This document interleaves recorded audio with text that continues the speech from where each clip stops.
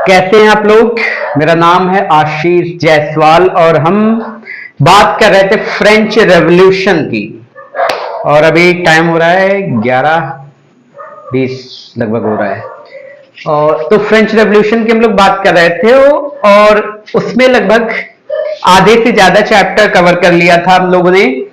Louis 16 की बात की थी, मैरी एंटोनेटी की बात की थी और मॉन्टेस्क्यू की बात की थी और किसकी बात की थी, और भी कई सारी बातें की थी कि बास्टील क्या है और क्लर्जी क्या थे, नोबेलिटी क्या थे, ये सारी बातें की थी।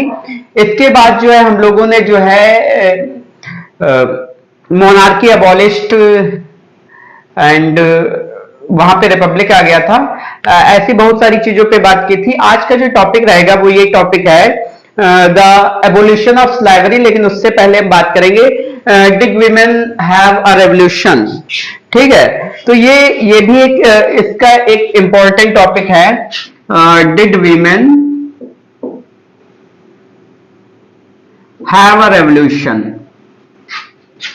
Have a revolution. देखिए, ये वीडियो 3 बार शूट किया जा चुका है, लेकिन बार बार वही होता है, कभी माइक बंद होता है, कभी कुत्ते कभी चिल्ला रहे थे, बहुत सी प्रॉब्लम्स आती हैं। तो ये हम लोग इस पे बात कर रहे हैं, did women have a revolution.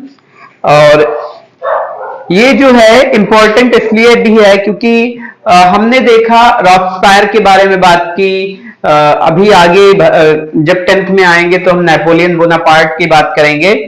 उससे पहले हमने मैरी एंटोनेटी की बात की और भी बहुत सारी बात की।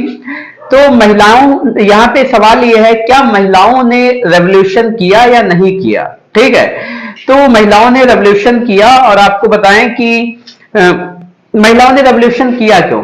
महिलाओं को यह लग रहा था कि जिस वक्त यहाँ पे नेशनल असेंबली बन रही थी, जिस वक्त थर्ड स्टेट कॉन्स्टिट्यूशन बना रही थी जो कि राजा के पावर को कम कर सके, तो कहीं ना कहीं अगर देखा जाए तो इनडायरेक्टली महिलाएं भी एक उन जो सैक्रिफाइस जितना मेन कर रहे थे उतना वीमेन भी सैक्रिफाइस कर रही थी। कैसे कर रही थी, जिस वक्त नेशनल असेंबली बन रही थी, जिस वक्त हम कह सकते हैं कॉन्स्टिट्यूशन बन रहा था, या हम कह सकते हैं जब ऑस्ट्रिया और प्रसिया के अगेंस्ट में वॉर हुआ था, तो सारे के सारे मेन या लगभग अधिक मात्रा में मेन जो थे वो कोई युद्ध पे चला गया, कोई राजा के खिलाफ विद्रोह कर रहा था, कोई बास्टील को तोड़ रहा था और भी बहुत सारी चीजें हो रही थी।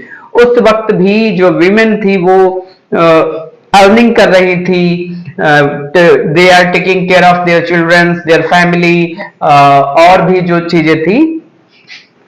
अच्छा, महिलाओं को जो है जब 1791 का जो कॉन्स्टिट्यूशन आता है वो भी क्या करता है, उनको एक पैसिव सिटीजन में रखता है। तो यहां से हम शुरुआत करते हैं कि महिलाएं जो हैं रेवोल्यूशन कर रही थी तो क्यों कर रही थी। ठीक है, तो इसके बहुत सारे कारण हैं। पहला तो ये याद रखिए कि 1791 में जो है जो कॉन्स्टिट्यूशन आया उसने महिलाओं को जो है पैसिव सिटीजन में रखा।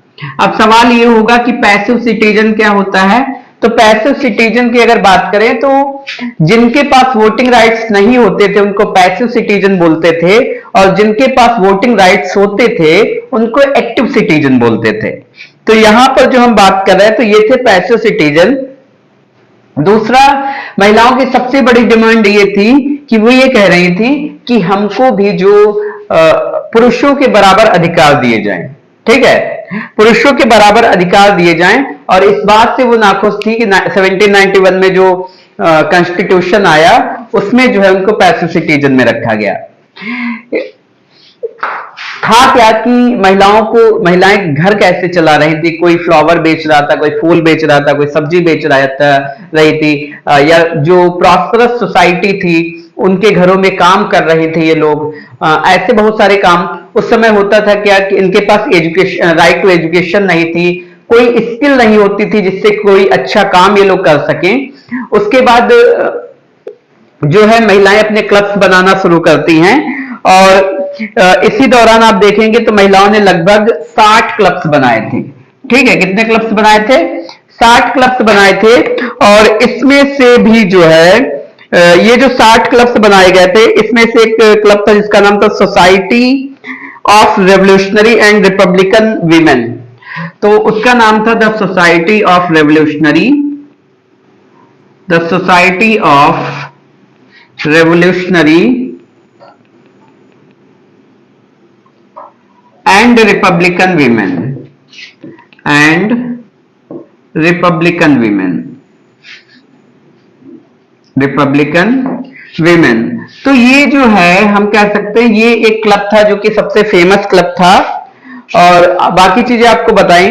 उसके बाद जो है महिलाओं ने जब क्लब्स बनाने शुरू किए, लगभग इतने सारे क्लब, 60 क्लब्स बनाने के बाद सबसे फेमस ये क्लब था।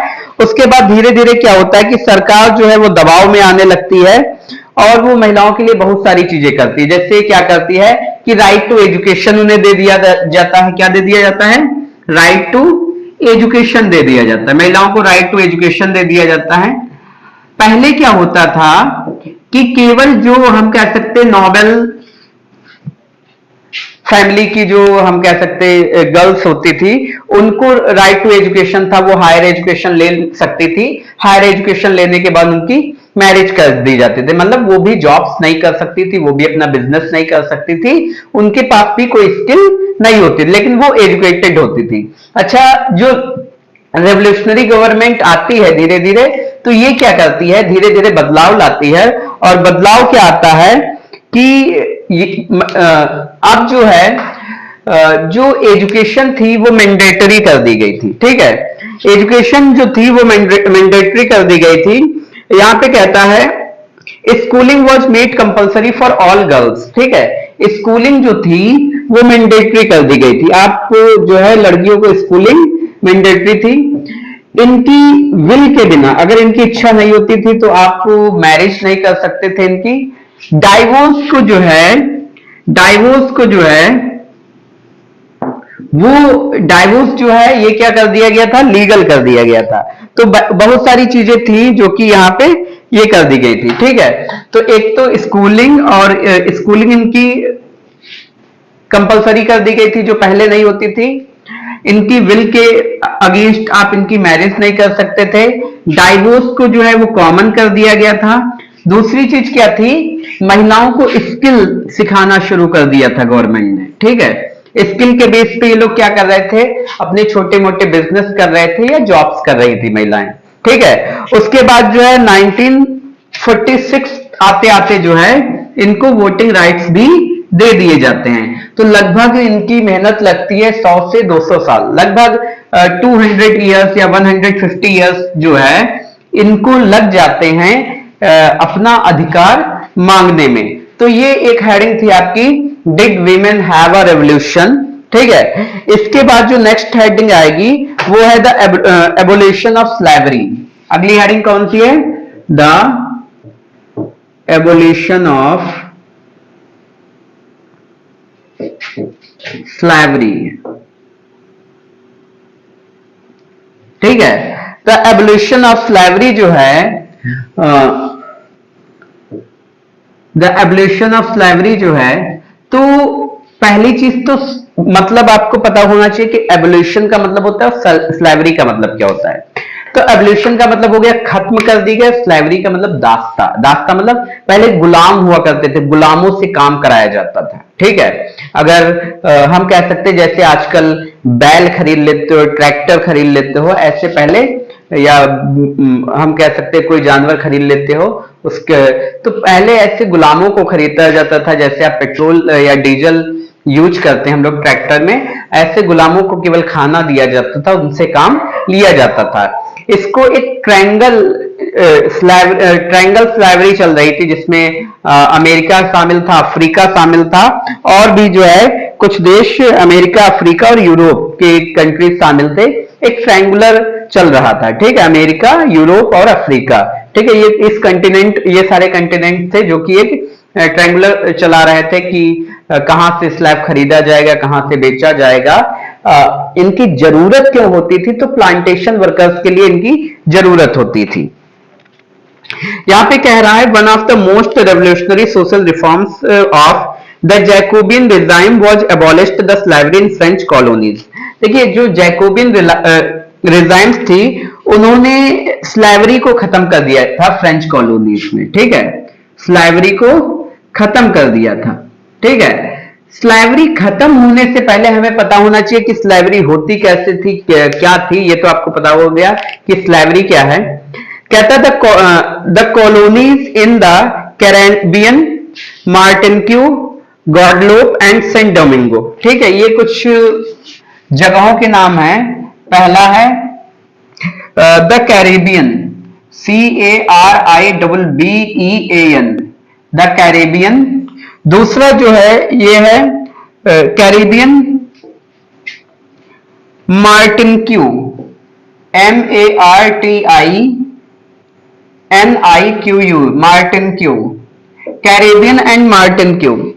दूसरा है गॉडलोप, GAUDE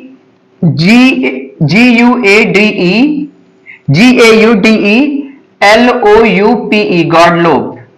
उसके बाद जो है San Domingo, San Domingo were important suppliers of commodities such as tobacco, indigo, sugar and coffee, ठीक है। यहां से जो है ये जो है Caribbean Martinique, CARIBBEAN, Caribbean Martinique, Guadeloupe, GUADELOUPE, Guadeloupe and San Domingo. ये जो एरियाज हैं, ठीक है, यहां से जो है क्या सप्लाई होता था, वर इंपॉर्टेंट सप्लायर्स ऑफ, ठीक है, ये सप्लायर्स थे, ठीक है, suppliers of commodities such as tobacco, indigo, sugar and coffee, ठीक है। Tobacco, indigo, sugar and coffee, इन सारी चीजों के ये सप्लायर्स थे। पहला tobacco, indigo, sugar and coffee, tobacco, indigo, sugar and coffee, ठीक है, tobacco, indigo, sugar and coffee, इन सारी चीजों के सप्लायर थे। But the reluctance of European to go and work in distance and unfamiliar land meant a shortage of labour and plantation on the plantation. देखिए इन सारी जगहों पे जो है लोगों को काम करना पड़ता था, ठीक है। तो यहां काम करने का रीजन क्या था, क्योंकि जो प्लांटेशन वाली जगह थी, जहां पे टोबैको होती थी, जहां पे इंडिगो होता था, जहां पे शुगर होती थी, जहां पे कॉफी होती थी, वहां लेबर्स की कमी थी। लेबर्स की कमी होने की वजह से जो है वहां पर ये स्लेवरी ज्यादा काम आती थी। कहता है so this was met by a triangular slave between trade between Europe, Africa and the America. ये तीन कंटिनेंट के बीच में चलता था। एक तो था यूरोप, दूसरा था अमेरिका, यूरोप, अमेरिका एंड तीसरा था अफ्रीका, ठीक है। यूरोप, अमेरिका एंड अफ्रीका, ये इन तीनों का एक ट्रायंगुलर शेप चलता था, ठीक है। यूरोप, अमेरिका एंड अफ्रीका, यहां से स्लेवरी होती थी। कोई बेचता, एक बेचता था, दूसरा खरीदता था, ठीक है।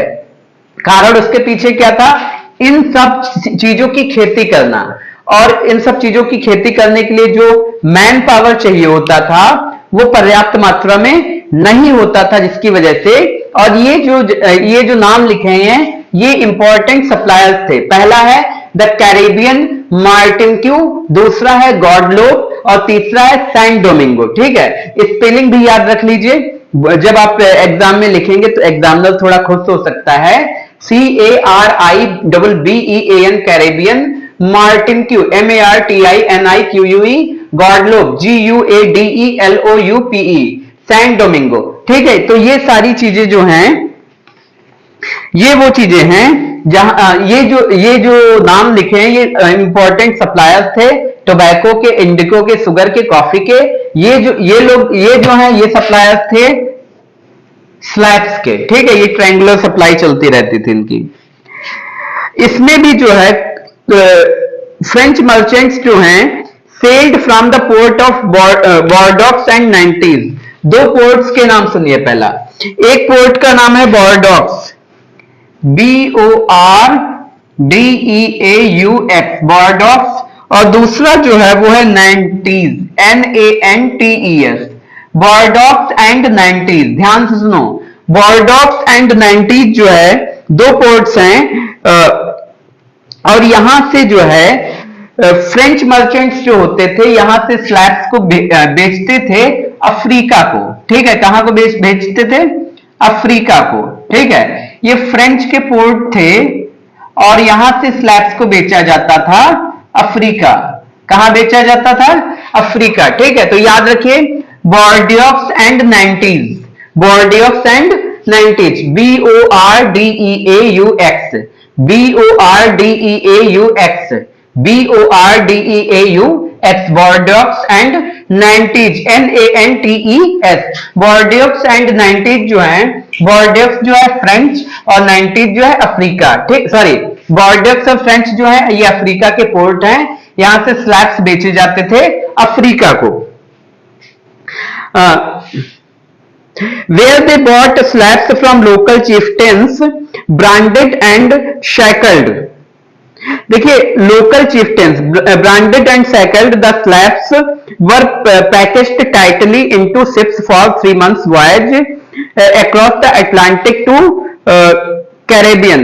देखिए, अटलांटिक से कैरेबियन तक, Atlantic, Atlantic to Caribbean, Atlantic to Caribbean, Caribbean, Atlantic to Caribbean जो है यहां से जो है स्लैब्स को जहाजों में जो है टाइटली 3 महीने तक, ठीक है, 3 महीने तक, 3 मंथ्स, 3 मंथ्स, ठीक है, 3 महीने तक जो है अटलांटिक से कैरेबियन सी तक, अटलांटिक से कैरेबियन सी तक, अटलांटिक से कैरेबियन सी तक, अटलांटिक से जो है कैरेबियन तक जो है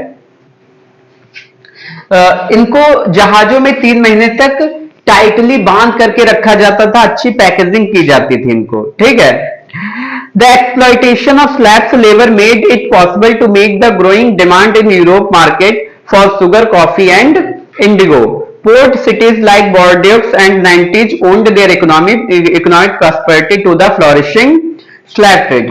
देखिए, ये जो दोनों पोर्ट थे ये बहुत पैसे वाली जगह थी, और ये पैसे वाली जगह इसीलिए थी क्योंकि यहाँ पर स्लैब ट्रेड होता था। क्या होता था? स्लैब ट्रेड होता था। ठीक है, कहता है through out the 18th century there was little criticism of slavery in France.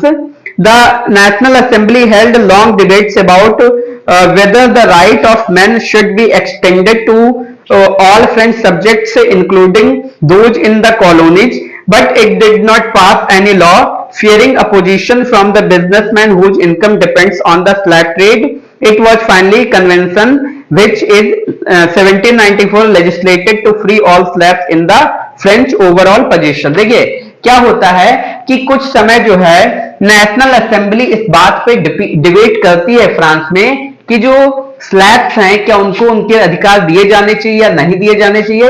लेकिन हम आपको बता दें कि सरकारें जो हैं केवल वोट से या नोट से नहीं चलती हैं, उनके ऊपर भी कोई होता है। सरकारों के ऊपर जो बड़े बड़े बिजनेसमैन होते हैं वो सरकार चलाते हैं। तो यहां जो स्लैब ट्रेड होता था इस पे एक बहुत बड़ी बहस होती है, लेकिन उनको ये खतरा रहता है कि जिन लोगों का बिजनेस स्लैब ट्रेड से चल रहा है, जो बहुत उद्योगपति लोग हैं जो स्लैब ट्रेड करते हैं, अगर वो नाराज हो गए तो क्या होगा। ठीक है, उसके बाद ये ऐसे चलता रहता है। 1794 में जाके जो है जितने स्लैब थे उनको आजाद कर दिया जाता है। 1794 में आजाद किया जाता है, लेकिन उसके बाद जो है नेपोलियन बोनापार्ट आता है और वो फिर से जो है ये सारी चीजें लागू करता है। नेपोलियन बोनापार्ट जब आता है वो फिर से ये सारी चीजें लागू करता है। ठीक है, मतलब क्या लागू करता है कि स्लैब ट्रेड को वो जो है कॉमन बना देता है, कहता नहीं ये सब होगा।